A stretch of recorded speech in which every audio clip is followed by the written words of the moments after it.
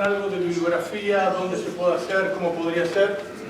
Uno, el libro que generalmente citamos, se llama Seguros y el Código Civil y Comercial, de Editorial La Ley. Si alguno sufre insomnio, lo lees y en 15 segundos te dormiste, para eso es buenísimo.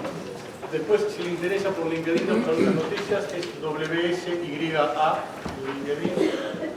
En Facebook es @WSYA, asociados.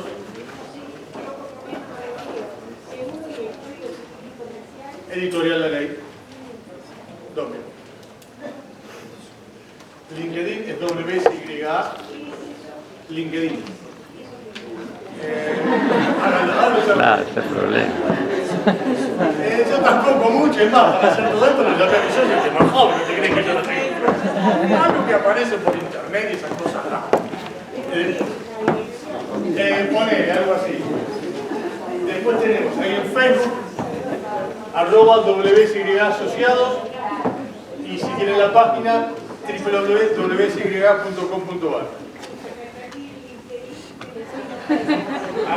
Facebook, @WSYA asociados. Después te lo paso. Y después, finalmente, por si les sirve, también publicamos mucho en SAI. Esto, amigos, suscríbanse, que es el Sistema Argentino de Información Jurídica. Es gratuito, es buenísimo, hay mucha información. Y ahí tengo varios artículos de lo que hablamos acá que también les puede llegar a servir. ¿Les interesa? Sería una alternativa. Sigamos entonces. Lo que teníamos antes era la cuestión referida, la última charla la dejamos con el tema de los nuevos principios. Dentro de los nuevos principios habíamos empezado con los más disruptivos, que el primero era que la mayoría de las actitudes nuestras, las decisiones, no son racionales. Es más, este fin de semana estuve pensando en ustedes, porque ya estoy preparando la charla del año que viene. Claro, porque estoy analizando ahora el tema de neurociencia vinculado con la neuroética y cómo se va a aplicar a cada uno de nosotros. Y estoy analizando los fallos de jurisprudencia internacional que ya hay por aplicación de las neurociencias. Ya se ha aplicado en Estados Unidos, en España, en Italia. Algunos casos se han dado acá en Argentina. Entonces, para la próxima, vieron que le dije que todos los años tengo que traer cosas nuevas. Si no, te se aburren. ¿Ok?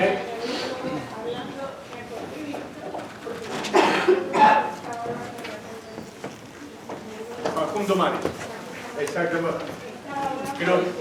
Creo que les conté que fuimos con mi novia, la diosa mi novia, a hacer un curso justamente en el Instituto Facundo Manes para ver todo lo que hay. Mis amigos, ¿qué es lo que se viene?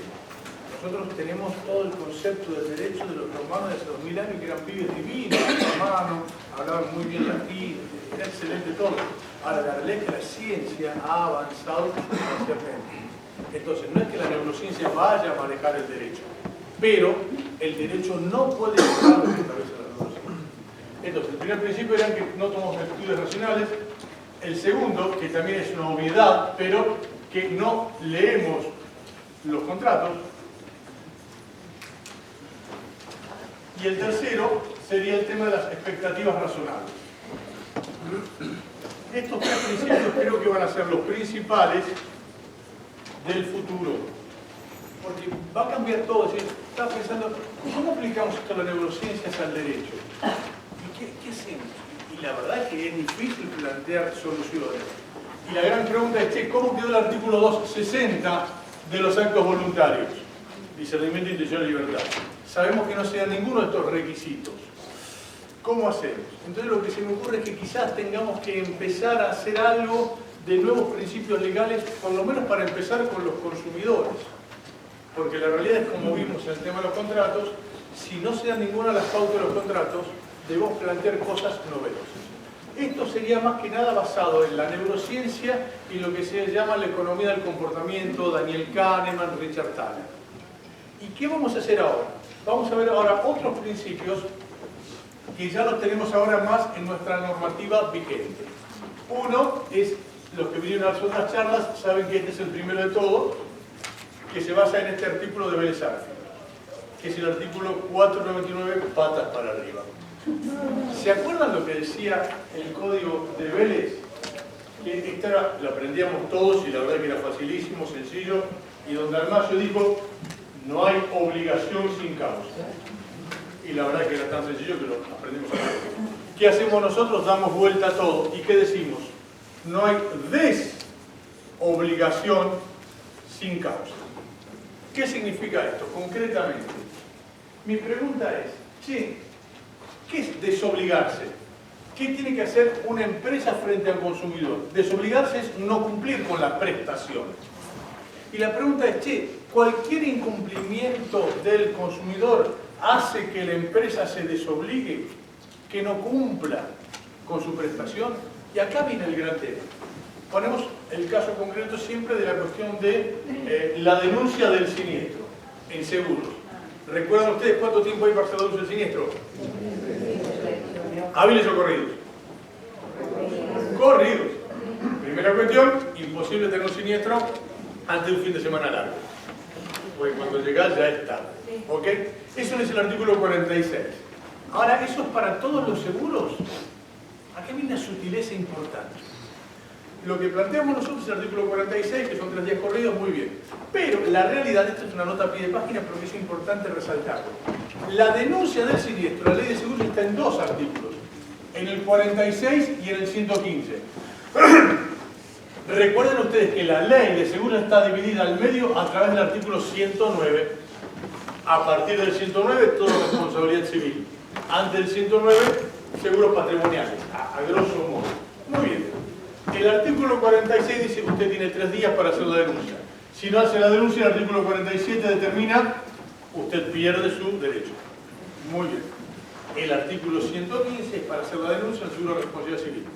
¿Qué dice el artículo 116? ¿Es la sanción? Por supuesto que no. Dice, la compañía debe pagar dentro de los plazos procesables. ¿Qué significa esto, mis amigos? Que la denuncia del siniestro de responsabilidad civil no tiene sanción legal. Y esto es un tema determinante. ¿Por qué? Porque hay veces que la compañía de seguros te dicen, le rechazo el siniestro por la denuncia tardía. Vamos a ver que en el tema patrimonial, ¿cómo la vamos a pelear? Pero en el tema de responsabilidad civil, cualquier rechazo que te haga de un seguro de responsabilidad civil por denuncia tardía es ilegal. Entonces acá viene la cuestión. Pero la póliza dice que si yo no hago la denuncia del siniestro en responsabilidad civil en 2 o 3 días, pierdo mi derecho. Entonces, por acá viene la gran paradoja. Y es la gran pregunta que les hago, mis amigos. ¿Puede el texto de una póliza de seguros quitarnos derechos que la ley de seguros no nos ha quitado? ¿Se entiende el concepto?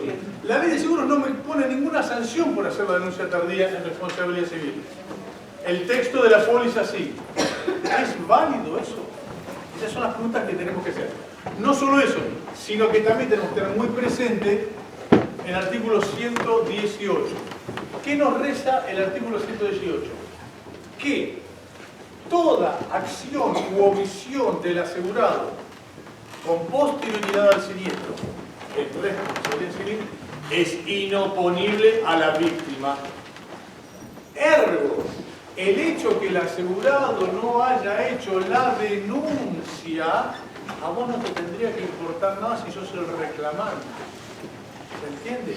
Es absolutamente inoponible a la víctima el hecho de que el asegurado no haya hecho la denuncia. Por tanto, cualquier cuestión que plantee la compañía no serviría de nada. ¿Y por qué hago esta sutil distinción con el 115 que no tiene sanción?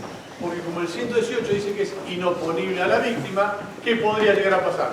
Que la compañía pague y luego pretenda repetir contra el propio asegurado. La realidad es que eso sería absolutamente ilegal. Esto es para que vayamos viendo dónde estamos parados. Nota a pie de página, luego cuando vemos el tema de cláusulas abusivas, esto nos va a servir muchísimo para ver la cláusula más abusiva de la historia de la humanidad, que es la cláusula claims made. Los que han hecho el tema de seguro de mala praxis y todo eso habrán tenido que pelearse con esa cláusula. A los que no la conocen no sean problemas, después la vamos a explicar. Pero para que veamos el fundamento legal que tenemos para pelearnos con eso. Entonces, volvemos al 499, patas para arriba. El artículo 46 dice, usted tiene que hacer lucha entre los 3 días. Si no la hace, pierde el derecho. Muy bien. ¿Qué decimos nosotros? Yo les cuento, no sé si les dije que soy tipo feliz. Tengo una novia que es una diosa y 3 nietas que son divinas. Ahora las nietas son chiquititas, 4, 3 y 1 año. Y están en la etapa que les dice, hola, ¿cómo te va? ¿Por qué? ¿Viste que te toca todo por qué? Y esto es lo que tenemos que empezar a hacer. Preguntarnos por qué en todo. Y acá viene la cuestión. Tengo 3 días para hacer la denuncia. Y el artículo 47 dice que usted no hace la denuncia, pierde su derecho. ¿Por qué? Porque lo dice la ley. ¿Y la ley por qué lo dice? Y muchas veces por el lobby de las compañías de seguros. Y decime, Walter, ¿cómo es en el mundo? Pues yo a ustedes les hablo de herejía y de futurología. Yo les cuento lo que va a pasar en Argentina en el futuro. No de las elecciones, por supuesto, no tengo ni idea. Pero sí, por lo menos, de lo que va a pasar con el derecho. Y para hacer eso es muy sencillo. Vos lees lo que pasa en la doctrina, en la jurisprudencia yanqui europea, y tarde o temprano va a llegar acá. Es la ventaja de vivir en un país en vías de subdesarrollo. ¿Ok? Entonces, ¿qué tenemos que hacer? Copiar las cosas buenas y desechar lo malo. No hacer como hacemos siempre, que todo lo que viene en inglés parece, wow, Tommy the View. Lo tomamos así como viene. ¿Y está bien o está mal? Si viene en inglés está perfecto. No, analicemos, ¿sirvió o no sirvió? ¿Cómo se manejó? ¿Y qué pasa en el mundo con esto? No vamos a Finlandia, vamos a España, Italia. ¿Qué dice la ley de seguro de España? El asegurado tiene 7 días para hacer la denuncia. Bueno, 7 días. Nico, ¿se va a escuchar sin micrófono en la grabación? Sí. Perdón. Como están filmando, me parece que va a ser más práctico que lo hagamos así. Ahí está. Muy bien. Entonces, ¿qué dice la ley española de seguros? El asegurado tiene 7 días para hacer la denuncia. Muy bien. ¿Y qué dice luego? Si el asegurado, en vez de hacer la denuncia el día 7, la hace el día 8.544, la compañía de seguros debe pagar el siniestro como si la denuncia hubiera sido hecha en tiempo oportuno. Uno dice, José Gallego, ¿para qué me pones 7 días y después me decís que igualmente la compañía va a pagar? Como los españoles sabían que nos íbamos a preguntar eso, agregaron otro párrafo. ¿Qué dice?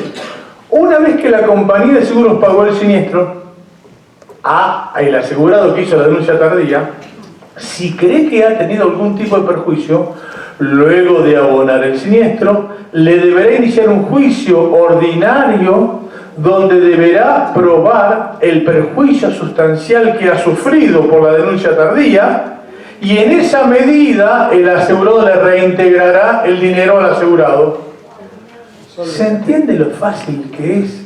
Lo sencillo. ¿Entiende por qué yo sigo a cerrar cuando dice entre ellos y yo hay algo personal? Porque la verdad es que nos están afanando en la cara cuando técnicamente no tiene sustento. ¿Por qué acá en Argentina la denuncia tardía te hace perder el derecho y en Europa y en Estados Unidos no? ¿Qué tiene de distinto el seguro en Argentina? ¿Se comprende? Entonces, acá es donde viene la cuestión y acá es donde viene nuestro principio. ¿Qué decimos nosotros? Señores, la compañía de seguros o el proveedor en general frente al consumidor se puede desobligar cuando tiene una causa. ¿Y la causa cuál es? Un perjuicio sustancial. ¿Por qué te cambio la pregunta? ¿Qué pasa si queda acreditado que el asegurado hizo la denuncia tardía y queda fehacientemente probado que la compañía de seguros no ha sufrido ningún tipo de perjuicios? ¿Suena lógico que deje de pagar? ¿Se comprende por qué tenemos que replantearnos todo lo que figura? Porque la realidad es que esto es realmente absurdo. Es más, si vos me preguntás, yo diría que esto se basaría en el artículo 42 de la Constitución Nacional, que es la protección del consumidor. Te hago la pregunta, ¿sería posible que se aplique el artículo 47 tan absurdo y ridículo analizado a la luz del artículo 42? No resiste el menor análisis. ¿Se entiende? Entonces, estas son las cosas que tenemos que empezar a plantear de nosotros a los jueces. Señor juez, explíqueme por qué en Argentina esto es así y en otras partes no. Y el juez puede decir, no, pero mire, lo dice la ley. Está bien, pero la ley la tenemos que interpretar funcionalmente en el sentido que, siempre y cuando exista un perjuicio, porque si no, no tendría el menor sentido que a vos te digan que no te van a pagar un siniestro cuando no han tenido ningún tipo de perjuicio. Se comprende cómo la tenemos que reinterpretar la ley, porque sería la manera más lógica. Otro principio más, este apunta a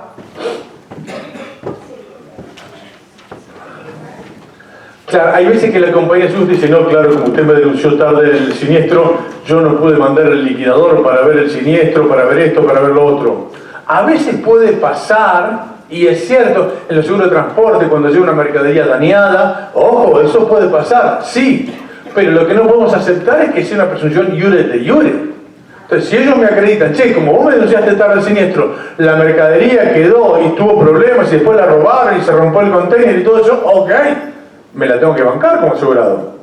Pero no es que se presuma iure de iure que sufrió un perjuicio, porque la mayoría de las veces no sufren perjuicio. Esto es lo que tenemos que ver. Otro principio.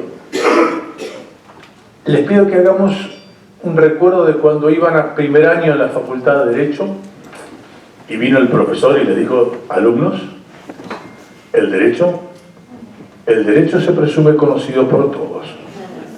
Levantaste la mano y dijiste, no, profesor, miren, la verdad que yo no lo sé. Alumno, cállese, estúpido. Te le dijeron 1, 2, 3, la cuarta vez que dijiste, el derecho se presume conocido por todos. Ya está. ¿Sabemos que es mentira? Sí. ¿Es falso? Sí. ¿Y por qué lo repetimos? Y si lo dicen tanta gente durante tanto tiempo, ¿será verdad eso? Y la verdad es que es una mentira. Y la pregunta es, ¿a quién beneficia que el derecho se presuma conocido por todos? Dejemos la parte de los derechos civiles normales. En el tema de consumo les pregunto. A ver, tu tía tiene que saber de derecho de seguros, derecho bancario, derecho de internet, derecho de prepaga, derecho de impuestos. Tiene que saber todo tu tía. Y ustedes. Y nosotros. ¿Y con quién te tenés que enfrentar? Con una gerencia de legales de la empresa de seguro, banco, especialista únicamente en eso. ¿Entienden la asimetría que tenemos? Entonces, ¿cuál es nuestra teoría? Sencillo, el derecho no se presume conocido. ¿Qué tal? ¿Le gusta? Claro, igual me parece que estamos rompiendo con esquemas que ya son medio duros.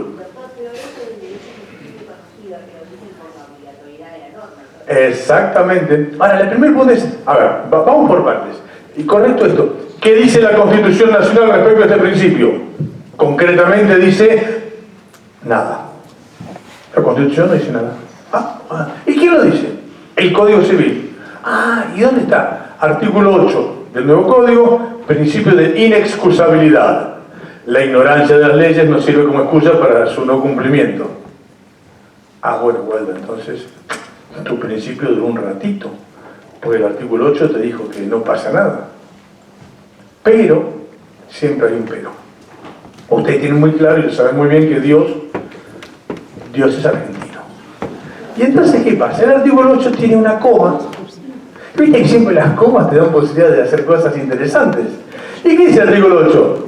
Salvo que haya una norma que determine lo contrario. ¿Qué tenemos que hacer entonces?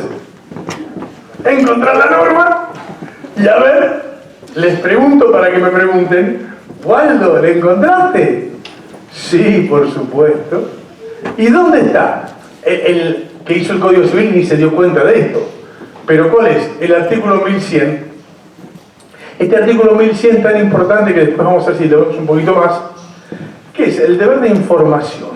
El artículo 1100 es muy parecido al artículo 42 de la Constitución Nacional respecto al deber de información, muy parecido al artículo 4 de la Ley de Defensa del Consumidor con el tema de información, pero, el artículo 1100 agrega 2 palabras. Y estas 2 palabras pueden hacer que cambie la perspectiva del derecho de los últimos 2000 años. ¡Apa! ¿Y cuáles son estas 2 palabras mágicas? Este artículo 1100 dice, el deber de información del proveedor frente al consumidor debe informar ¿cuáles son las 2 palabras? Circunstancias relevantes. Bien, lo dice la ley. Salud. A mí también me da alergia al derecho, es una cosa. Entonces, todas circunstancias relevantes. Muy bien. La pregunta que les hago, mis amigos, es, che, ¿el derecho podrá ser considerado una circunstancia relevante? Veamos el análisis que podemos llegar a hacer de eso, ¿ok? Y siempre pongo un ejemplo que es muy interesante respecto al tema de seguros y cómo lo podemos aplicar acá. A ver, les pongo un caso, supongamos que vos compraste una casa y la pagaste $100.000. Muy bien, y la asegurás contra incendio. ¿Por cuánto la asegurarías? Y cualquiera de nosotros diría, y por $100.000. Si la compré por $100.000, se asegura por $100.000, ¿ok? ¿Se los conté este ejemplo? Bien. Entonces, yo aseguro la casa por $100.000. Resulta que al tiempo pago la póliza, todo bien, y se me quema $40.000 de la casa. Ningún problema. Si el seguro es por 100.000, se me quemaron 40.000, cobro 40.000, ¿estamos de acuerdo? Incendio parcial, pero si la suma es 100, si me quemaron 40, yo cobraría. Vamos a ver, estamos hablando de seguros, y la teoría de la imprevisión fue creada pensando en los seguros. Mientras todavía está el humito de tu casa, aparece un señor llamado liquidador de siniestros. ¿Alguno de ustedes ha tocado un liquidador de siniestros? Yo no sé si se hacen en Júpiter, Marte, ¿de dónde saldrán? ¿Cómo es? Y como yo siempre sigo las pautas de San Agustín, que nada de lo humano me es ajeno, le dije a la diosa, a mi novia, che, nos hacemos liquidadores. Y este es como el Forte, la empuja y arranca. Y dice, dale, vamos. Hicimos el curso y ahora somos liquidadores de siniestros. Claro, el liquidador de siniestros es un tipo que cuando está el siniestro viene para ver cuánto corresponde el siniestro. Ahí este tipo te aplica la Constitución Nacional, el Código Civil, la póliza de seguros, la ley de seguros.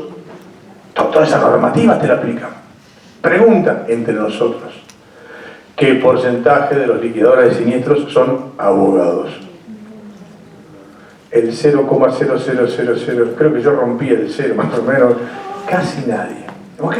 Muy bien, cosa rara, pero bueno. Viene el liquidador de siniestros, que teóricamente el liquidador de siniestros tendría que estar equilibrado y equidistante de todo lo que hace. Veremos si es así o no. Lo analizaremos. Dicen, no es así. Vamos a ver. Entonces viene el tipo y me dice, che, vamos a ver cuánto es este siniestro. Yo le digo, mira, la casa la pagué 100.000, se me quedaron 40.000, tengo que cobrar 40.000. Y el tipo me dice, ponele. ¿Cómo ponele? Te voy a explicar. ¿Vos sabés lo que es la prorrata? Ya me empezás a mirar raro y decir, no tengo mucha idea. Y dices, qué raro que no lo sepas, si está expresamente previsto en el artículo 65 de la ley 17.418. Y como la ley se presume conocida por todos, tú la debes conocer perfectamente. Justo esa bolilla la robé, no la conozco. Muy bien. Bueno, explícales, yo te lo voy a explicar. La prorrata es la proporción entre el valor a riesgo y la suma asegurada. Si es el 100% del valor a riesgo sobre la suma asegurada, vos tenés un 100%, y yo te voy a poner el 100% de esto. La proporción es 100%. ¿Se entiende hasta acá? Muy bien. Entonces le digo, no hay problema, todo bien. Yo pagué $100.000, la aseguré por $100.000, 100%. A lo que el liquidador me va a decir, caramba, ¿querés que te explique bien la télesis del artículo 65? A ver, dime, en rigor de verdad, el valor a riesgo no es lo que el común de la gente piensa, no. El valor a riesgo es el valor de reposición a nuevo. Y viste que la casa que vos compraste ya tenía 35 años, estaba muy bonita, hermosa, pero 35 años. Lo que significa que construirla hoy no sale $100.000. Ponle que salga, no sé, 400. Si sale 400, tu prorrata, tu proporción, no es del 100%, es del 25%, porque vos tenés una cuarta parte del seguro. Lo que va a implicar que vos $40.000 no vas a cobrar. No, ¿qué pretende usted de mí? No, vas a cobrar $10.000. Claro, cuando vos sacás el pañuelo para ponerte a llorar, el tipo dice, pero discúlpeme, si esto figura en la ley y el derecho se presume conocido por todos. La pregunta es, che, ¿no estamos hablando de ficciones legales ridículas y estúpidas? ¿De verdad todo el mundo sabe lo que es la prorrata? Y entonces, ¿cuál es el sentido que a nosotros nos obliguen a pseudo cumplir con una obligación que es imposible que lo hagamos? O alguno de ustedes puede levantar la mano y decir, che, yo conozco todo el derecho de Argentina. Imposible. Ahora, ¿quién sabe todo el derecho? Cada uno de las empresas. Los de seguros lo saben, los de los bancos lo saben, los de internet lo saben, los de prepaga lo saben. Y vos, imbécil, consumidor, tenés que saber todo eso. Entonces la pregunta es, ¿esta ficción no suena ridícula? ¿No suena absurda? Pero lo ven diciendo hace 2000 años. ¿Y qué me importa que lo digan hace 2000 años? El tema es si esto puede llegar a ser así o no. Entonces, la pregunta es, ¿este artículo 65 de la ley 748 será una circunstancia relevante para la liquidación del siniestro? Y sí, muy bien. Entonces veamos si el artículo 1100 ordena que el proveedor le debe informar toda circunstancia relevante al consumidor. Y este artículo 65 fue tremendo, porque me partió al medio en el cobro de mi siniestro. Si el proveedor debería informar esta circunstancia relevante, y esto es relevante, ¿me lo debería haber informado? Sin ninguna duda. Y entonces, ¿cuál es la consecuencia? Todo aquello que no me informe el proveedor, que me puede llegar a perjudicar, como no me lo informó, no es aplicable a mi caso concreto. Yo lo que hago es ponerle etiqueta. ¿Cuál sería la consecuencia? Fácil. El derecho no se presume conocido. Ellos me tienen que decir qué parte de la normativa específica se va a aplicar a esto. Si no, vos tenés que estar adivinando todo lo que sucede. ¿Se entiende a dónde apunta esta cuestión? Ahora, es llevarle un poquito de realismo a lo que nos pasa todos los días. Pregunta íntima, total, estamos entre abogados. De los 45 millones de habitantes de Argentina, ¿cuántos tienen confianza en los abogados? Muy bien, vos tenés muchos parientes encima, sí, gracias a eso. Y la pregunta es, che, ¿los equivocados son los 45 millones de abogados o somos los 200.000 abogados? Y esto aquí apunta, no es que el abogado sea un tipo que delinque ni que robe, no, como cualquier otra profesión. Lo que sucede es que no le llevamos soluciones a la gente de carne y hueso. Andé a explicarle al tipo que se le quemó la casa y le decís, el derecho se presume conocido. El tipo dice, pero es mentira. Bueno, no importa, pero ponele que sí. No, si le pones que sí, no va. ¿Se entiende? Entonces la pregunta es, si el 1100 ordena que el proveedor debe informar todas las circunstancias relevantes, y esta normativa, el artículo 65 de la ley 7418, se aplica a mi caso, la pregunta será, en este caso concreto, ¿será una circunstancia relevante? ¿Sí o no? Es binaria la pregunta. Y si la respuesta es sí, era una circunstancia relevante, la respuesta ¿cuál va a ser? ¿Se le informaron al consumidor, al asegurado? No. No se puede aplicar entonces.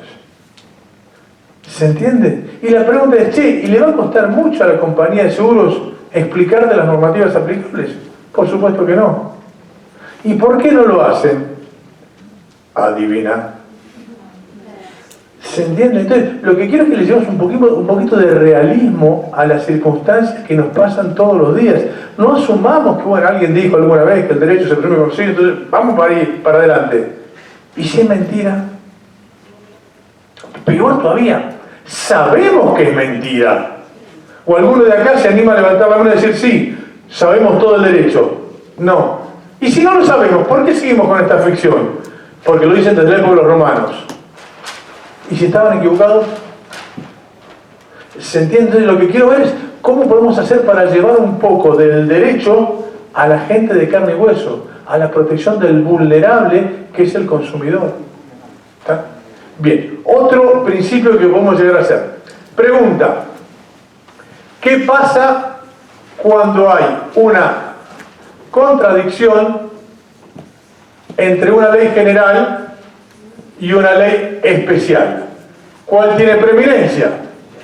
La especial, esa dice toda la doctrina seria. Y me parece... Vamos a ver entonces, ¿será así? Pero desde por los romanos que es así. Sigue. Que no me diga que cambiaron algo. No sé. Analicémoslo y veamos.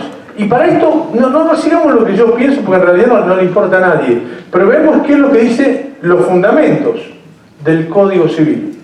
En los fundamentos del Código Civil, Lorenzetti y todos los hacedores dicen, en el tema de consumo, en el Código Civil, los principios que figuran allí son un piso mínimo y núcleo duro.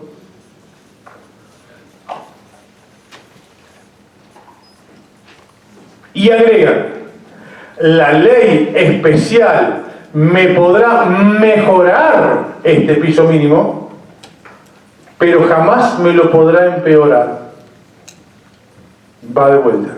El piso mínimo y el núcleo duro que estableció el Código Civil es la base inmodificable en favor del consumidor, en virtud de lo cual la ley especial me podrá mejorar este piso mínimo, pero jamás me lo podrá empeorar. Y a esto se agrega lo que dice acá el colega, el 1094. ¿Cuál es su título? Prelación normativa.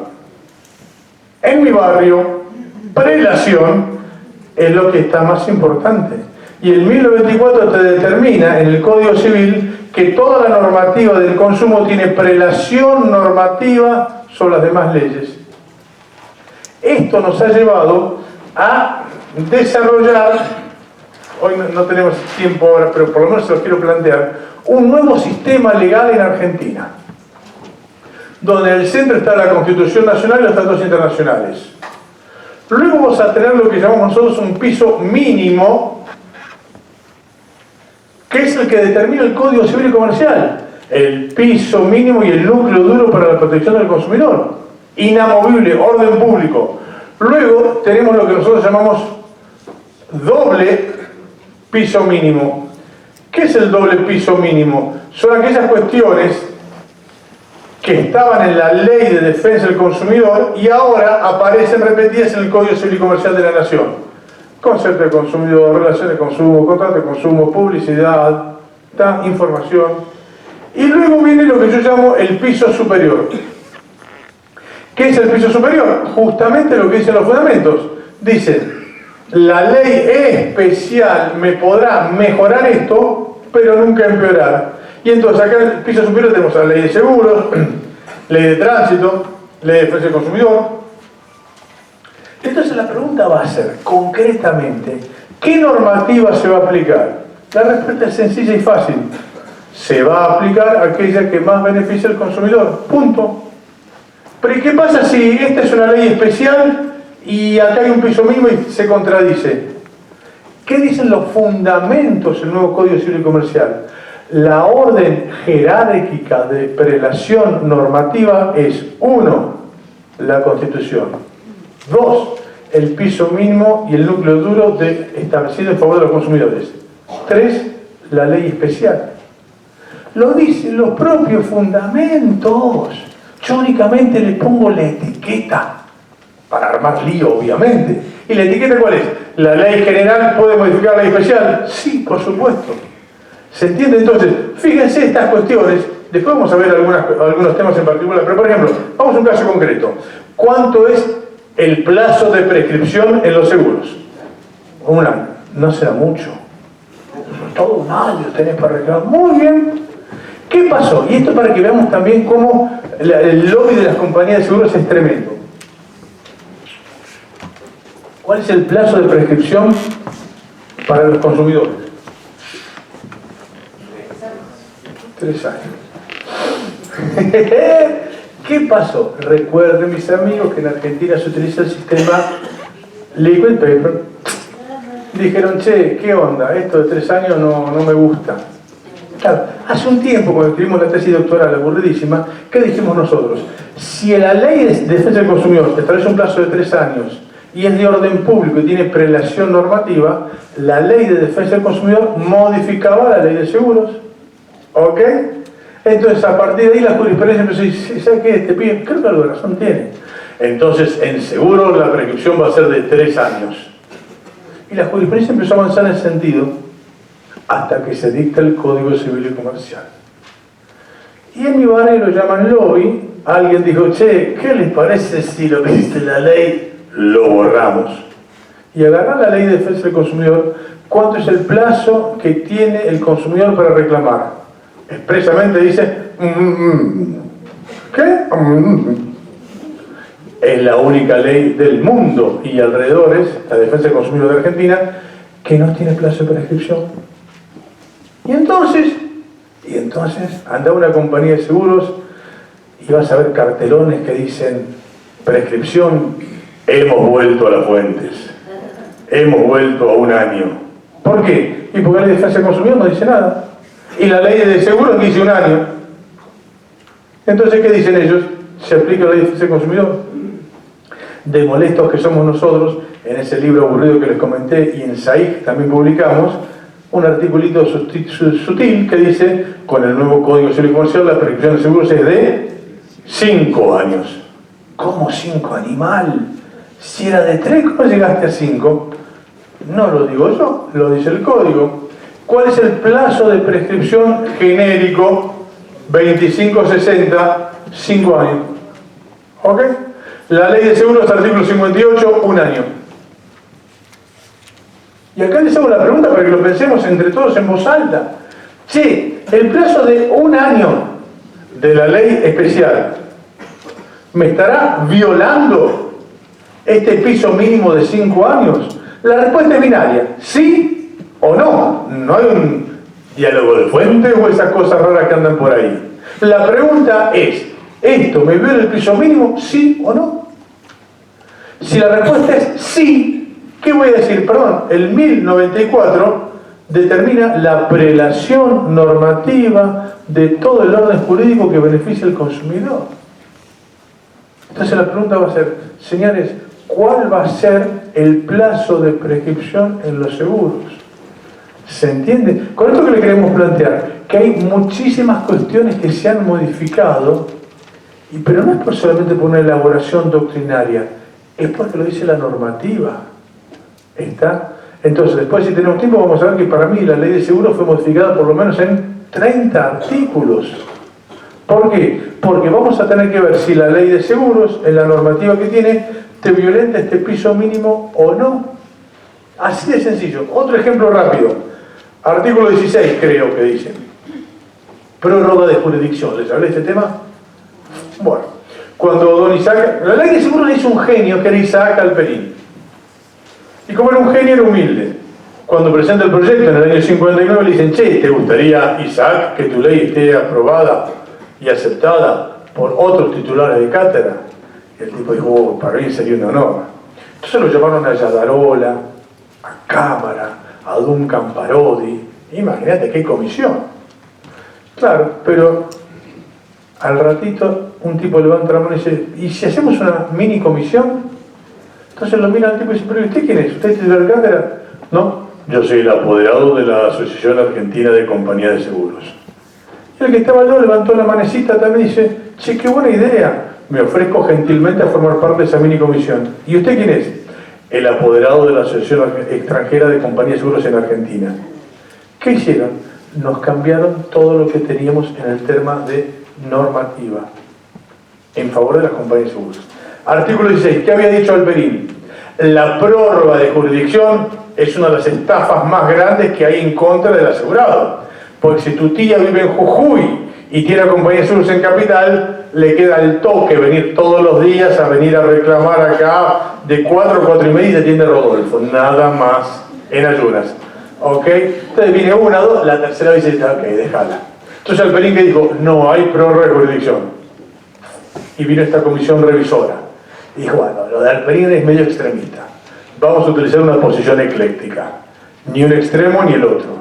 Entonces redactó un nuevo artículo 16 y determinó lo siguiente, una situación equilibrada.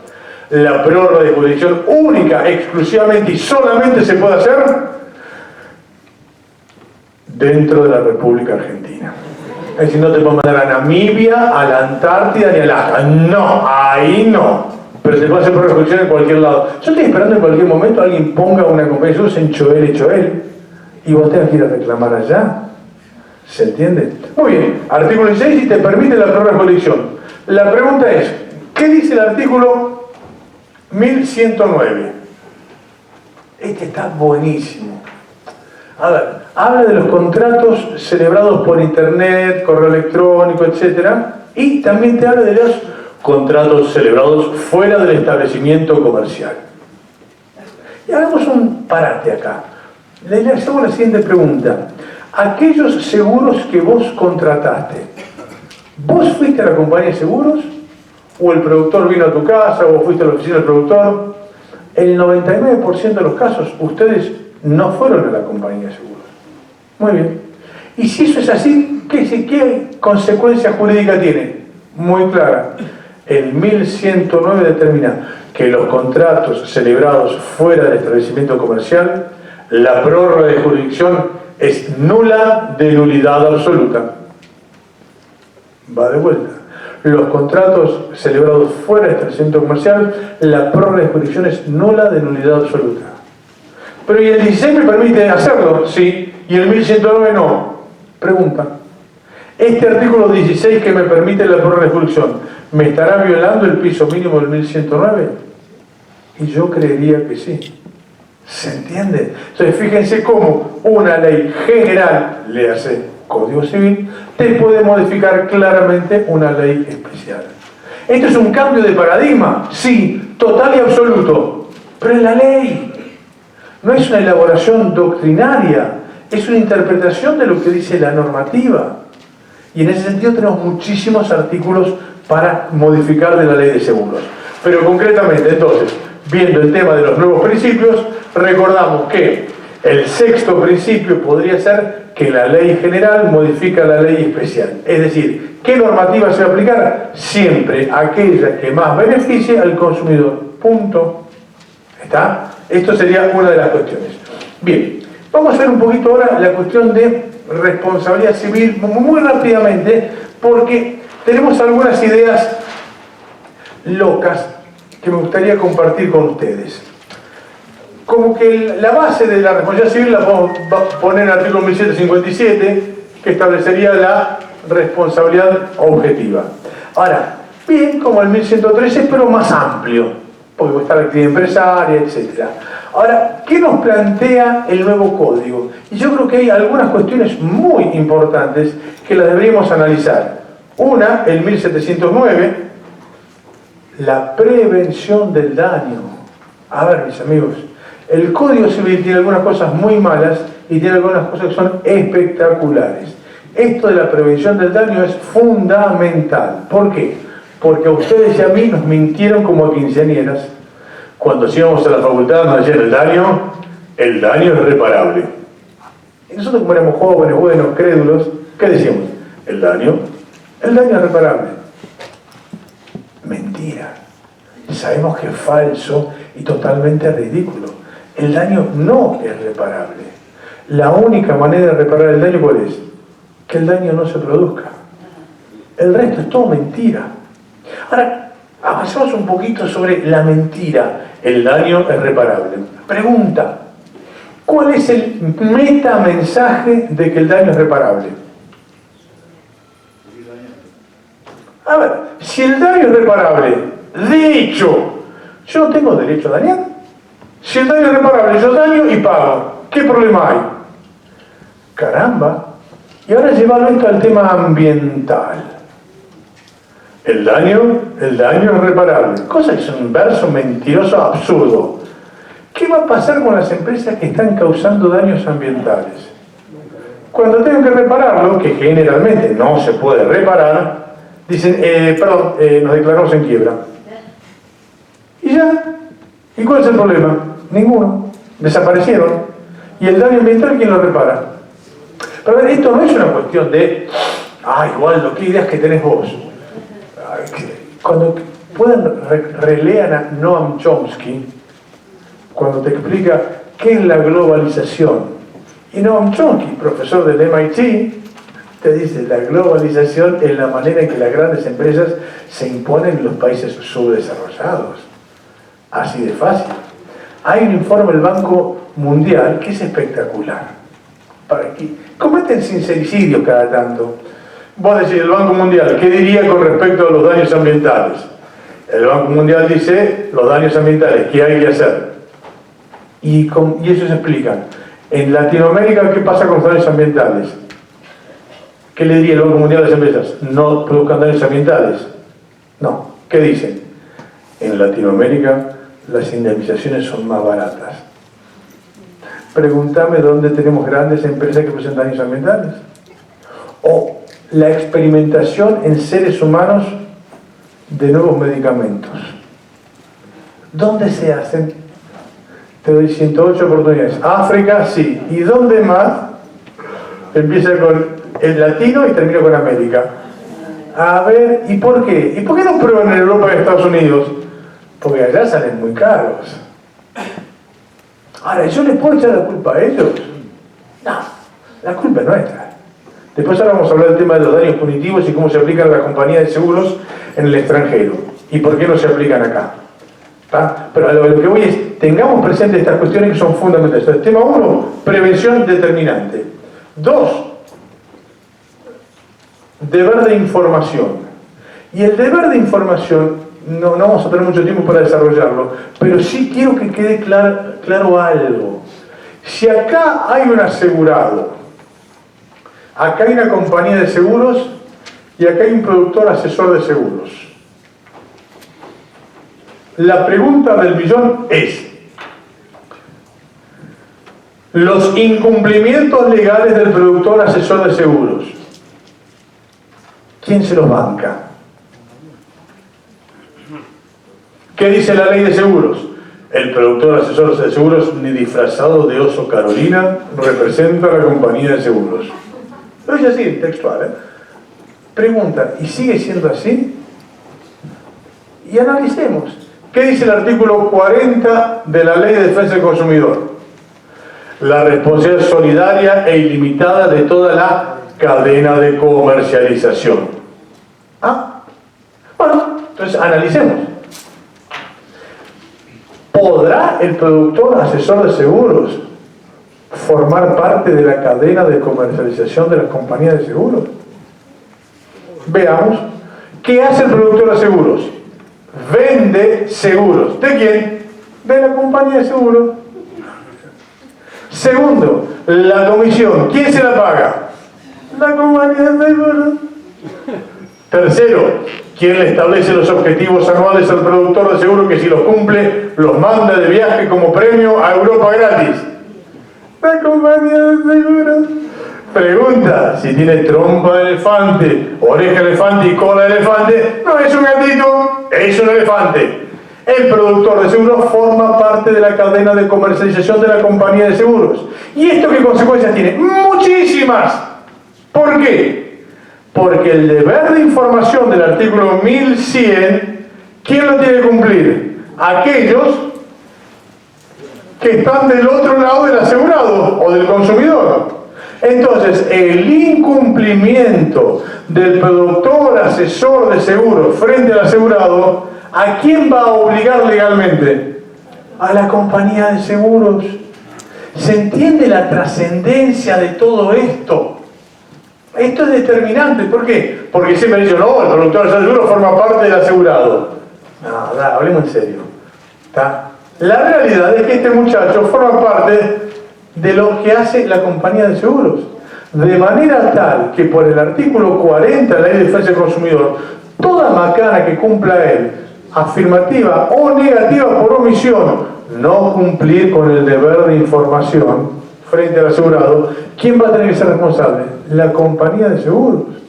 Es más, la próxima charla vamos a ver las consecuencias legales que tiene esto, que es determinante. ¿Por qué? Porque no solo la compañía de seguros va a ser responsable por las cuestiones del productor asesor de seguros, sino que ya hay jurisprudencia que dice, un momentito, a ver, ¿es cierto que este pibe forma parte de la cadena de comercialización? Sí. Pues bien, cuando hay un siniestro y al asegurador no le pagan, ¿quién es responsable? La compañía. ¿Y quién más? El productor. ¿Y por qué no? Por el artículo 40 son responsables los dos.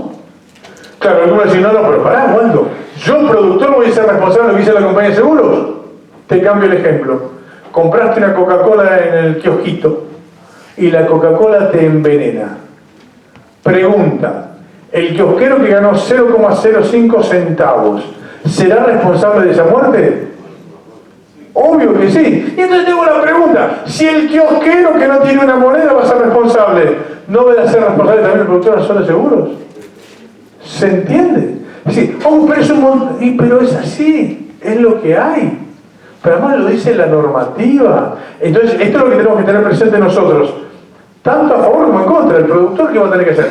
Empezar a ser mucho más cauto, porque ya no solamente va a ser responsable cuando quiebre la compañía, puede llegar a tener algún tipo de responsabilidad cuando la compañía de seguros no pague infundadamente. ¿Se entiende? Pero es mucho para el productor. ¿Y si no, quién se lo banca? ¿El asegurado? ¿Se entiende? Lo que quiere que... Sí, con gusto. Sí, disculpe. Ahí hace la cadena del asegurado, el productor y la compañía de seguro, que se beneficia, en este caso el productor y la compañía se benefician. Ahora la superintendencia, que también es el ente de control, también se beneficia a través de lo que paga el asegurado. ¿No tendría que también ser responsable aplicando el artículo 40? Está buenísima la pregunta. Ahora, yo sé que mañana ustedes tienen que salir a trabajar, así que no quiero mentirle tampoco demasiado. El organismo de descontrol, que es la Superintendencia de la Nación, a ver, hay un par de fallos que quisieron pegarle, ¿y qué pasó? Un fallo sordo en Mar del Plata y todo eso, y la verdad es que la Corte ha dicho que no. Para mí, comparto contigo, debería ser responsable. Ahora, imagínate que hace 20 años quebraron como 100 compañías de seguros. Si hacían responsable la Super, hubiéramos tenido otro FMI, otro despelote tremendo. En la teoría estoy de acuerdo contigo. En la práctica me parece que no se hace. Es más, tengan presente lo que les dije el otro día, de que ahora hay resoluciones donde la compañía de seguros puede hacer una póliza sin que la superintendencia lo analice. Eso es decir, voy a violar la ley 20091 y hay responsabilidad, para mí sin ninguna duda. ¿Está? No me atrevería a sugerirte que la demande porque no sé qué puede llegar a pasar. Empecemos, si estos dos quebraron, bueno, andar súper también. Pero por ahora creo que con esto podemos llegar a hacer muchas cosas y son importantes. Y esto no es hablar mal del productor, al contrario. Mi viejo tiene una tarjeta que decía 50 años asegurando empresas. Mi viejo fue productor de seguros más de medio siglo. Y yo admiro eso y me encantan y son buenísimos y el productor es indispensable. Ahora, ello no quita que tenga sus responsabilidades legales, como las tenemos todos nosotros, mis amigos. ¿O te crees que no somos responsables frente a nuestros clientes? ¿Está? Entonces, en eso tenemos que tenerlo muy claro. Entonces, viendo las nuevas pautas, ¿qué quiero plantearles? Algunas cosas que el nuevo código ha hecho para sacarle la posibilidad de eximirse de responsabilidad a las empresas.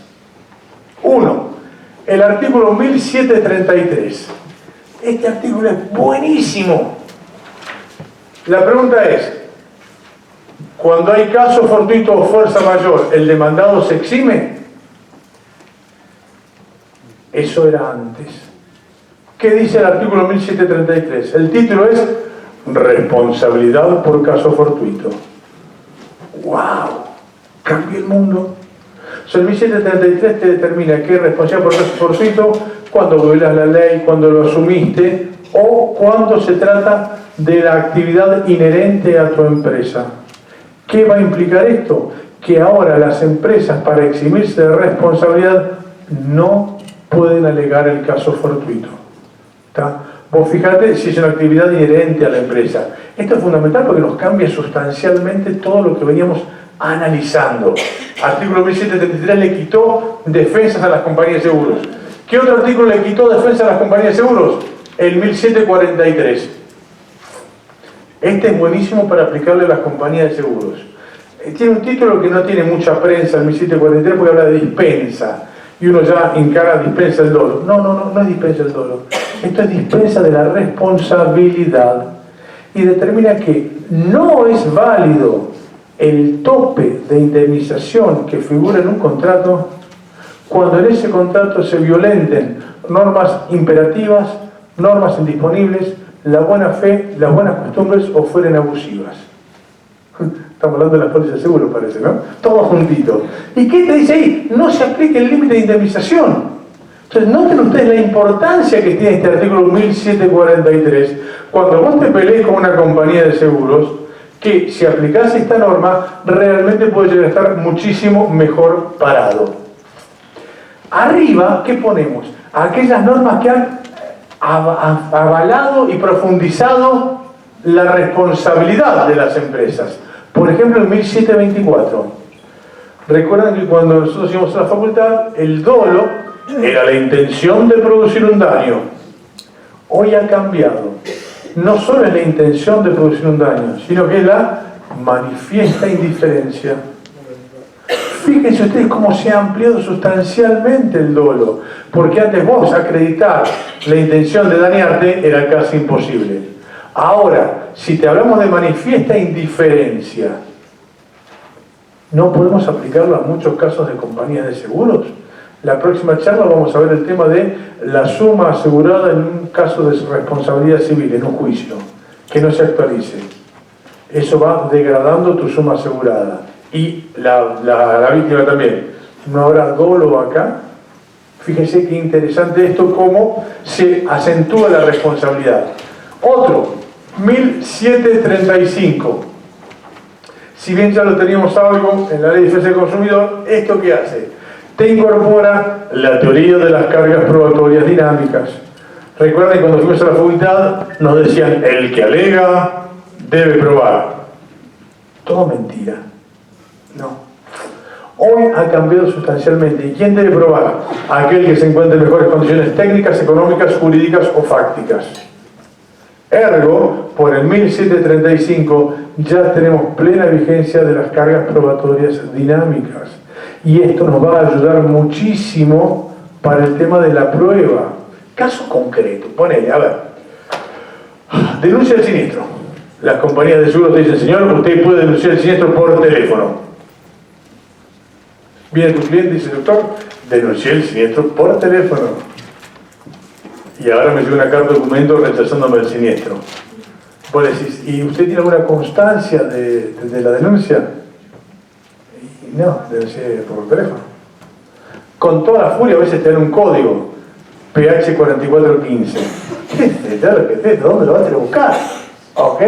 Ahora la pregunta es, ¿quién tiene que acreditar el hecho de la denuncia o no? Les pongo un caso práctico. Yo hace mucho tiempo era abogado de una empresa de ambulancias. Cuando me llegaban las demandas me decían, la ambulancia llegó 5 horas tarde. Entonces yo iba a la empresa y decía, muchachos, 5 horas tarde. No, llegamos los 15 minutos. Pero la demanda dice 5 horas tarde. No, llegamos los 15 minutos. Claro, yo que le tenía que decir al juez, mire, el señor que me está haciendo la demanda, que se le estaba muriendo un pariente, va a tener que acreditar de manera fehaciente, clara y concordante a qué hora me llamó. ¿Qué me iba a decir, Luis? No, sea tarado, pobre tipo, no le puedo pedir eso. ¿Qué hicimos nosotros pensando en las cargas probatorias dinámicas? Establecimos un sistema inviolable de grabación, de manera tal que cuando llegaba la demanda, yo mismo le acompañaba al juez, mire, estos son los horarios en que recibí las demandas. Analogía. ¿Qué pasa con la denuncia telefónica que hizo tu cliente? Si la compañía de seguros te quiere habilitar que vos puedas hacer una denuncia telefónica, la pregunta es, ¿quién está en mejores condiciones técnicas, económicas, jurídicas o fácticas de probar que se hizo o no se hizo la denuncia? La compañía de seguros te tiene que acreditar las grabaciones de aquel momento que vos decís que hiciste la denuncia y él va a tener que probarlo, de manera tal que si no lo prueba, va a entenderse que se hizo la denuncia. ¿Entienden la importancia de las cargas probatorias dinámicas? Para ellos es mucho más fácil que para nosotros. Es más, para vos resulta casi imposible la acreditación. Otro artículo importante, el 1736. ¿Por qué es importante esto? Porque hay veces que nosotros hablamos de presunción de culpa. Pero de lo que nunca se ha hablado es de presunción de causalidad. Y el 1736, bien mirado, te puede dar hasta una presunción de causalidad en ciertos casos concretos. Acá ya hay jurisprudencia, por lo menos extranjera, pero que sirve por temas ambientales. Fue un caso en Alemania donde había una empresa de productos químicos que tenía muchos desechos. A 5 kilómetros, casualmente, había un daño ambiental tremendo de productos químicos análogos a lo que hacía la empresa. Nadie vio que la empresa estuviera tirando esos productos ahí, pero era inherente a lo que hacía esta empresa. ¿Qué se determinó en Alemania? Presunción de causalidad, no de culpabilidad, de causalidad.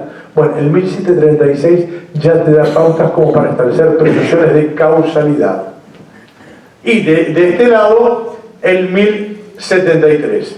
El 1073 es un artículo con buenas intenciones que no llegó a madurar lo suficiente, pero que son los contratos conexos. ¿Qué son los contratos conexos? Son aquellos contratos autónomos e independientes que se hacen de manera individual, pero que tienen una finalidad económica común. ¿Ok? Y la pregunta es, ¿no les suena esto a las compañías de seguros? Que vos tenés acá un asegurado, acá tenés un productor asesor de seguros, acá una compañía de seguros, acá una reaseguradora, acá tenés coaseguradoras. Pregunta, ¿no se tratará de contratos autónomos? Y si son contratos autónomos, ¿vos no tendrás la posibilidad de reclamar a todos ellos? ¿Se entiende? En el caso de consumidores lo tenemos más solucionado por el artículo 40 de la Ley de Defensa del Consumidor. Este 1073 te lo planteo para aquellos casos donde no seas consumidor, pero por analogía puedes llegar a aplicar el artículo 1073, que es algo muy interesante. Terminado con esto, vamos ahora al tema de las víctimas de accidentes de tránsito, si pueden ser consideradas consumidores. Y esto, mis amigos, creo que es uno de los temas más importantes para la práctica diaria.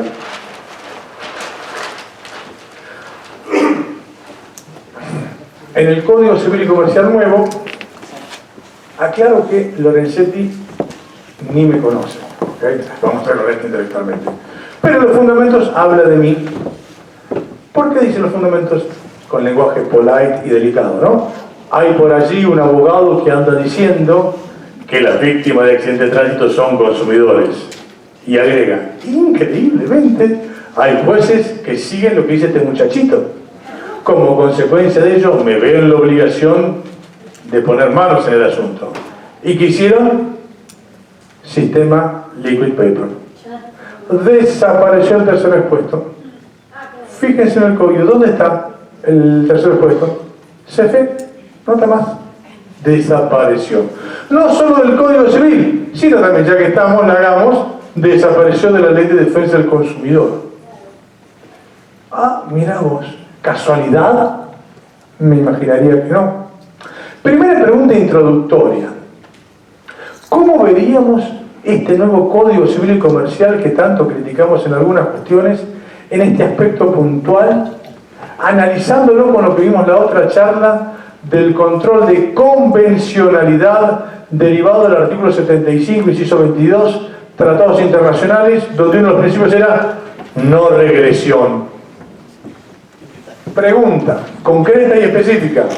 ¿Se podrá entender que la eliminación del tercer expuesto es una clara muestra de la violación específica y concreta del principio de no regresión? ¿La no regresión qué es? Que yo tengo unos derechos y que estos derechos no me los pueden quitar. Es un orden público inmodificable. O modificable, no sé. ¿se acuerdan a Groucho Marx? Cuando decía, estos son mis principios inmodificables. Pero si no les gusta, tengo otros. Esto es lo mismo. Si el principio de no regresión es verdad y está en la cima de la pirámide jurídica, ¿puede el Código Civil eliminarte al tercer expuesto? Yo creería que no.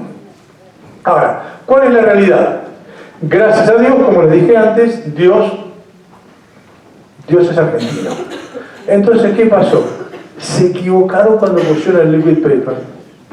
¿Por qué? Porque ellos eliminaron el tercer expuesto con el objetivo claro y confesado que la víctima de un accidente de tránsito no sea un consumidor. Pero por esas cosas, esos designios divinos que hay, se equivocaron. ¿Por qué? Y vamos a explicarles qué es lo que pensamos.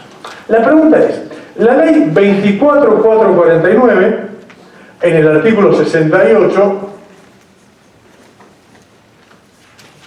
determina el seguro obligatorio de responsabilidad civil. Muy bien. Les hago una pregunta, colegas.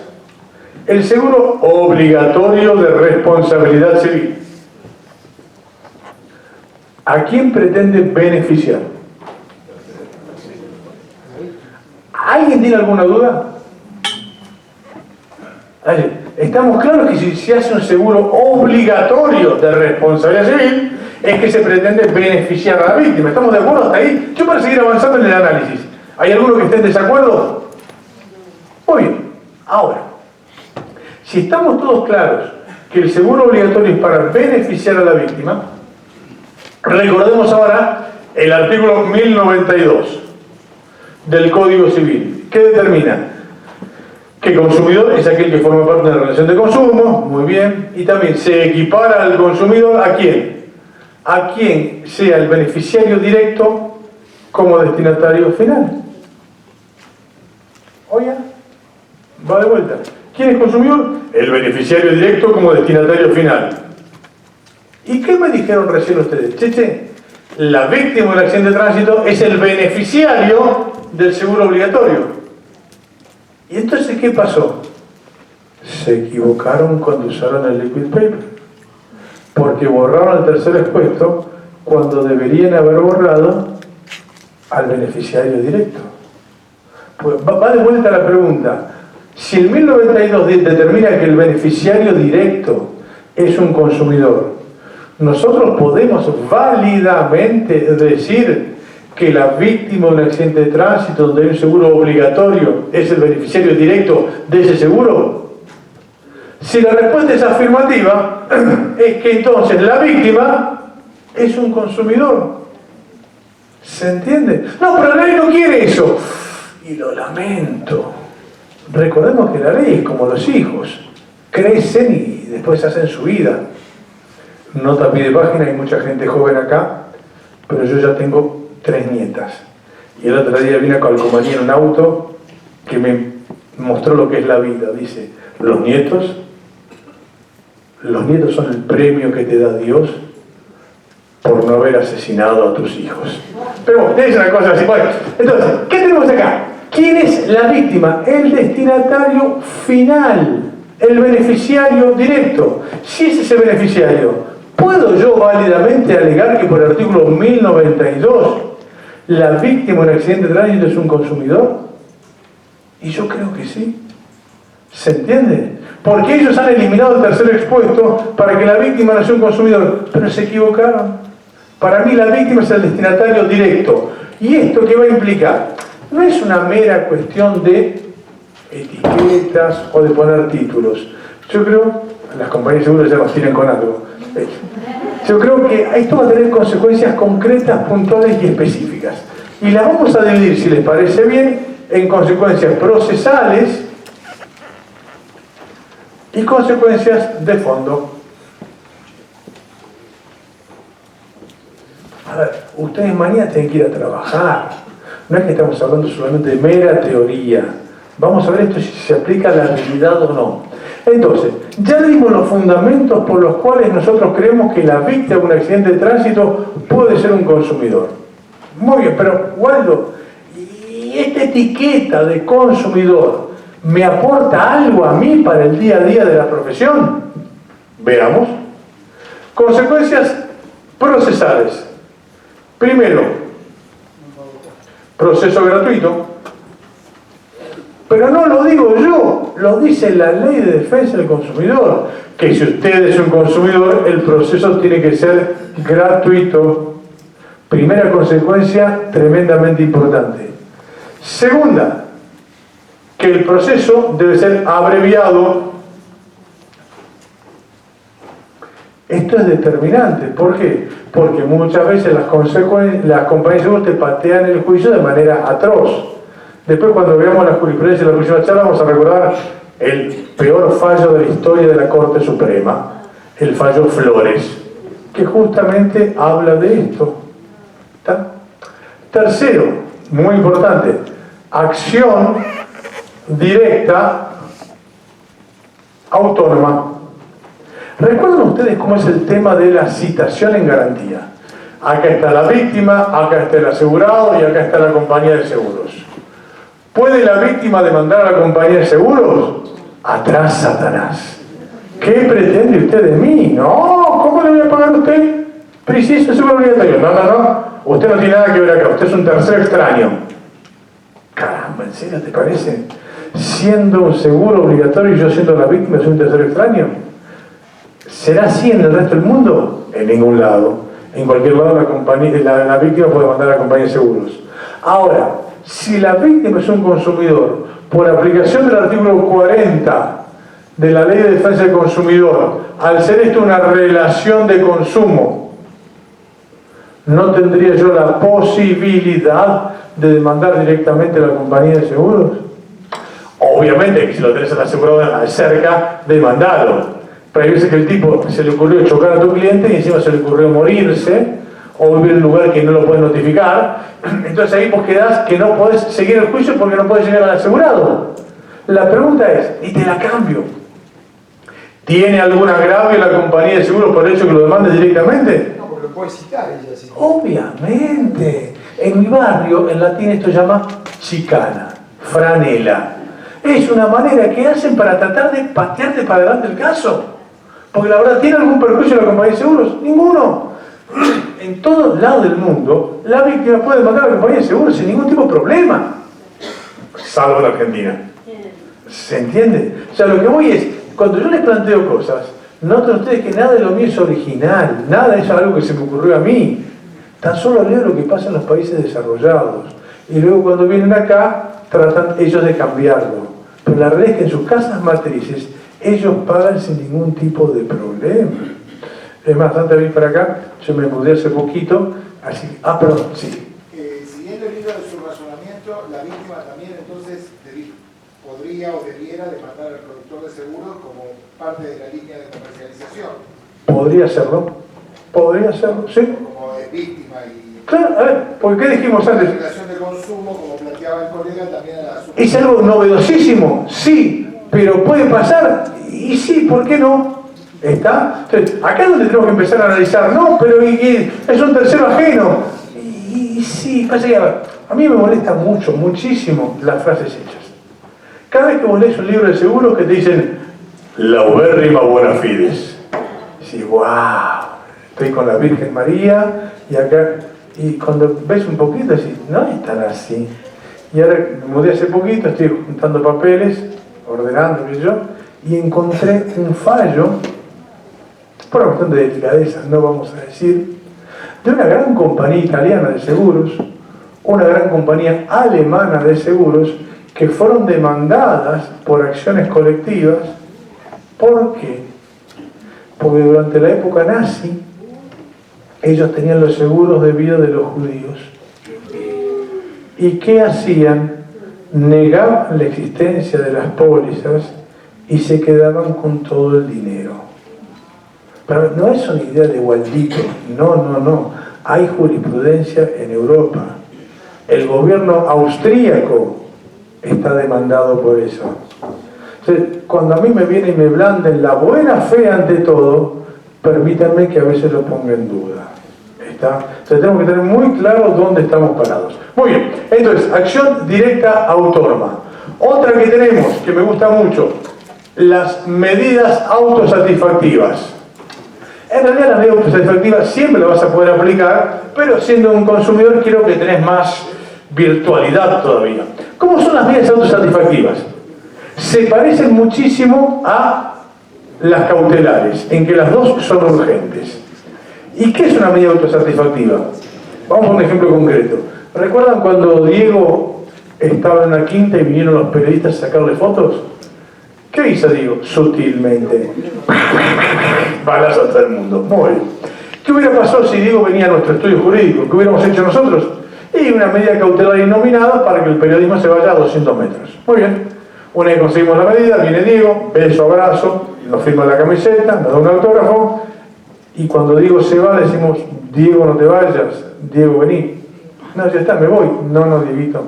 Esto es una medida cautelar. Al ser una medida cautelar, antes de iniciar el juicio principal, si inicio el juicio principal, se me cae. Entonces, en vez de cautelares, tenemos las autosatisfactivas. ¿Y las autosatisfactivas para qué nos va a servir? Para el artículo 68 de la ley 24.449.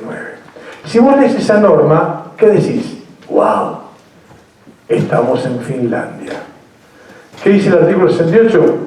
Producido que sea el accidente de tránsito, la compañía de seguros pagará inmediatamente los gastos de sanatorio y sepelio.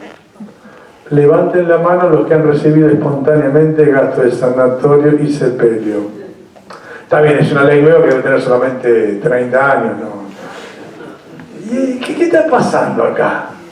Mi amigo Guillermo, Shakespeare, diría, algo huele a podrido en Dinamarca.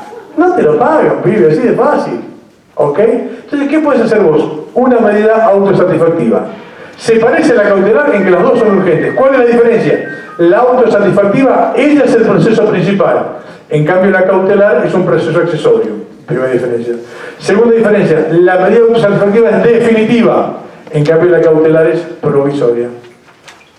Tercera diferencia, la cautelar requiere verosimilitud en el derecho, en tanto que la autosatisfactiva requiere alta verosimilitud en el derecho.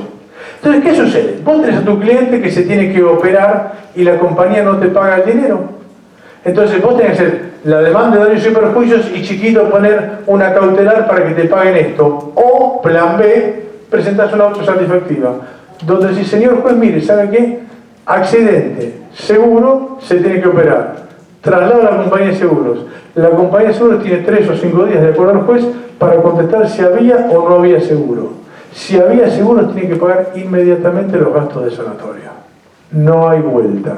¿Se entiende? Entonces, noten ustedes la importancia que tienen las medidas autosatisfactivas. Obviamente que la compañía de seguros, merced al lobby, han conseguido que la medida autosatisfactiva, hoy el valor debe estar, no sé, para estar 1 hora y media en terapia intensiva. A la hora y media te echan. Por eso mi sugerencia, ¿cuál es? Plantear 2 cuestiones con la autosatisfactiva de gasto de sanatorio.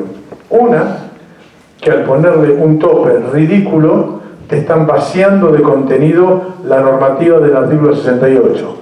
De manera tal que como tiene un tope ridículo y la vacía de contenido, no tiene tope. Primera cuestión. Segunda, aplicación del daño punitivo, que lo vamos a ver ahora en las cuestiones de fondo.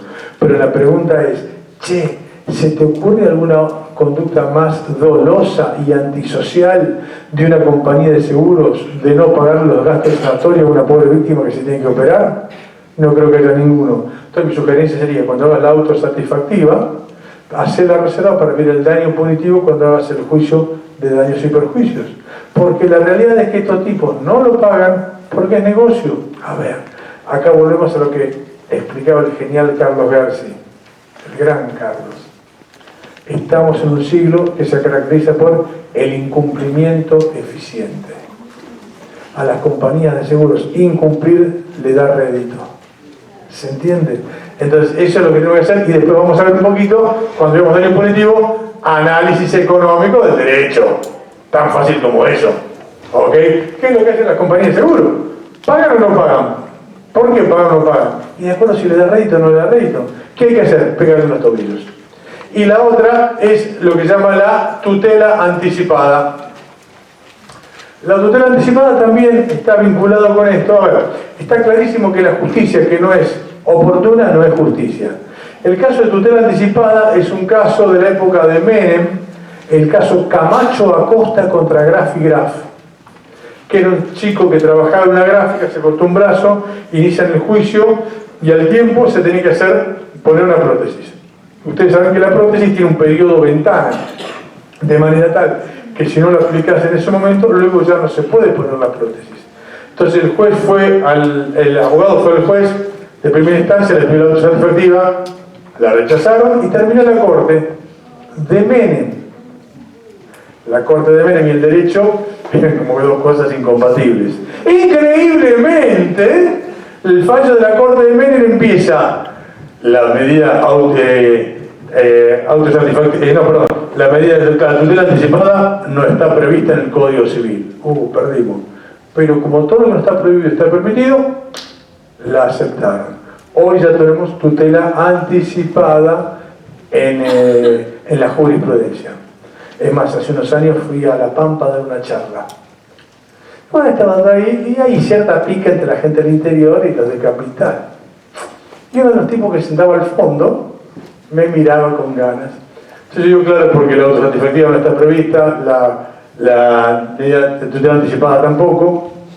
Cuando termino la charla me dice, dígame, doctor, ¿usted viene de Buenos Aires? Sí. ¿Y usted de qué código está hablando?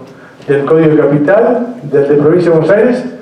¿O el de la provincia de La Pampa? Digo, mire, La Pampa era mi vieja, pero hasta ahí llego, no conozco mucho más. Me dice, se nota. Porque usted dice que la tutela anticipada no está prevista, pero sí está expresamente regulada en el Código Procesal de La Pampa. Cuando termino la charla, el organizador me dice, te tomaron para el churrete, ¿no? Sí, digo, para que me sientas peor, me dice, el Código de La Pampa tiene una semana de vigencia. Pero para que vean cómo hay lugares donde están mucho más avanzados que nosotros y esto puede llegar a ser bien. Entonces, cuestiones procesales, esto noten ustedes que si la víctima es un consumidor, todo esto ya lo tenemos vigente. Y en las de fondo, y vamos a empezar con la madre de todas las batallas, daños punitivos. A ver, mis amigos, toda la charla de hoy se resume en esta palabra: daño punitivo. Esto es la lucha del futuro entre la justicia y la injusticia. Así de claro. ¿Por qué? Pregunta. ¿Las compañías de seguros en Estados Unidos pagan rápido? Sí. ¿En Europa las compañías de seguros pagan rápido? Sí. ¿En Argentina pagan rápido? Y te cambio la pregunta. ¿Las compañías de seguros norteamericanas en Argentina pagan rápido? ¿Las compañías de seguros de Europa en Argentina pagan rápido? ¿Y qué? ¿El frío hace que no paguen? ¿Qué es lo que pasa? Y la pregunta es muy fácil, mis amigos. Análisis económico del derecho. En todos los países desarrollados, en todos, se aplican los daños punitivos de distintas maneras. ¿Por qué? Porque se logra que de esta manera el incumplimiento de la compañía de seguros no le genere un rédito. Les conté la anécdota de Badinter con François Jabas. Bueno, hace mucho tiempo vino de una charla François Jabas, uno de los más grandes doctrinarios franceses, y nos dice, en Francia ya no tenemos más juicios de accidente de tránsito. ¡Wow! Cuando termina la charla decimos, François, qué cultura la francesa, qué nivel. Y el tipo que hablaba espectacular español dice, ¿pero por qué? Si somos tan atorrantes como ustedes, somos latinos también. Está bien, pero pagan inmediatamente. Sí, eso es merced a la ley Badinter. No me digas. ¿Y qué dice la ley Badinter? Que es genial para que no haya más juicio de accidente de tránsito. Y tiene algunas cosas, es del año 85, 5 de julio del 85. Tiene algunas cosas bastante originales. Uno, cuando el abogado de la víctima de accidente de tránsito presenta el reclamo ante la compañía, ¿sabes lo que hace la compañía? Aunque no lo creas, te sella la nota. ¿En serio? ¿Viste que acá tiene un chico manquito y dice, déjame la nota ahí, no te la puedo sellar, que no traje los brazos? Te sellan la nota. ¡Wow! Pero aún más, ¿qué hace la compañía de seguros obligatoriamente en Francia? Te hace un ofrecimiento formal por escrito. Levante la mano el que alguna vez recibió un ofrecimiento formal por escrito de la compañía de seguros. A lo sumo un mail @eltrucho.com y dice, lo diga acá, que lo dije yo, no digan nada. Entonces, ¿qué pasa en Francia? La víctima recibe su ofrecimiento, lo acepta o lo rechaza. Si lo acepta, termina el reclamo.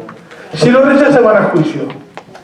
Cuando el juez va a dictar sentencia, dice, a ver, ¿cuál es el ofrecimiento de la compañía de seguros? 4 caramelos Subus. ¿Sabe qué, hermano? Daño punitivo. El daño punitivo en Francia creo que es triplicar la tasa activa. Te rompen el análisis económico del derecho. ¿Qué hacen las compañías de seguros en Francia? Pagan. ¡Ah, voilà! ¡Mira qué bonito pate de foie! ¿Y por qué lo hacen? Por la ley Badinter.